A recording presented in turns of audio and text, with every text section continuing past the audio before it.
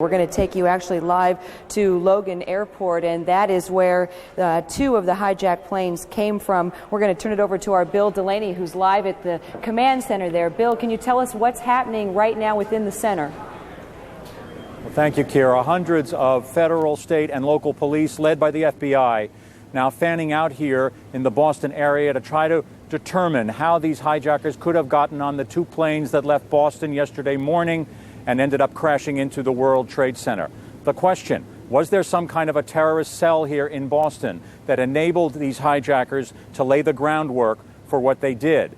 Now, a security expert I spoke to here this morning, Kira, said in many ways Boston is an ideal place for that sort of thing. It is a small city but a major city, and importantly, it's near an international border, Canada. Now, we know before the millennium, an Algerian was arrested on the Vermont border. This Algerian found to have ties to another Algerian who tried at that time to cross into Washington state for a terrorist action at the time of the millennium in Seattle. So we've seen that sort of thing here before. Also, we don't know if Arabs were involved in this, but if they were, there is a sizable Arab community here in Boston. It's a place one could obtain some anonymity, this security source said to me. Now, there are reports here, Kira, this morning of several suspects being looked at who may have been involved in this hijacking.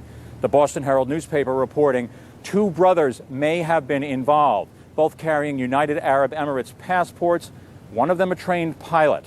Also, importantly, Kira, a rented car taken from the central parking garage here at Logan Airport yesterday.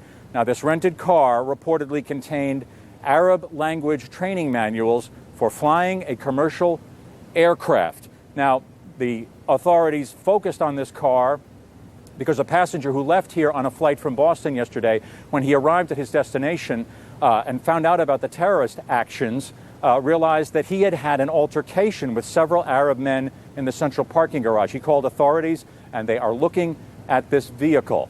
I should also mention that earlier this year, the FBI did determine that in the late 90s there were Arab men here, two with ties to the Osama bin Laden organization. They left suddenly in the late 90s, but one of them, a man named Bassam Kanj, had lived here for some 15 years working as a cab driver.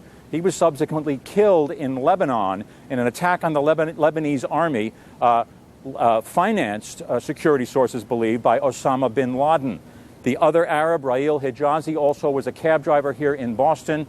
He is in jail in Jordan for an involvement in a plan to blow up a hotel in Jordan that contained mostly American and Israeli tourists at the time of the millennium. So there have been traces of people tied to Osama bin Laden, if indeed Osama bin Laden was involved in this in the past here in Boston. And as I say, hundreds of federal, state, and local investigators now trying to sort out how hijackers got on those two planes here at Logan Airport yesterday. Our Bill Delany, thank you very much. Those are definitely riveting details. We'll continue to follow up with you at Logan Airport. Miles, we're going to take it back over to you at the desk.